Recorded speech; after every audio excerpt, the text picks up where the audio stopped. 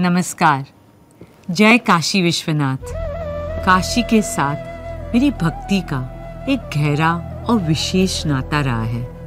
For me and my family, it has always been important to seek the blessings of our Devis and Devtas before any auspicious beginning. A few weeks back, I went to Varanasi to pray for my children, Anand and Radhika, before their wedding.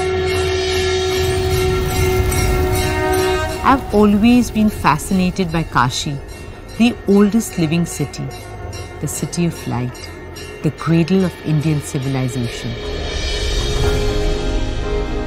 Throughout Anant and Radhika's wedding celebrations, we have tried to pay a tribute to India's glorious culture and heritage, brought alive by thousands of artisans, karigars, weavers and craftspeople. I am delighted to proudly reimagine and present the purity, positivity and beauty of Varanasi at the wedding.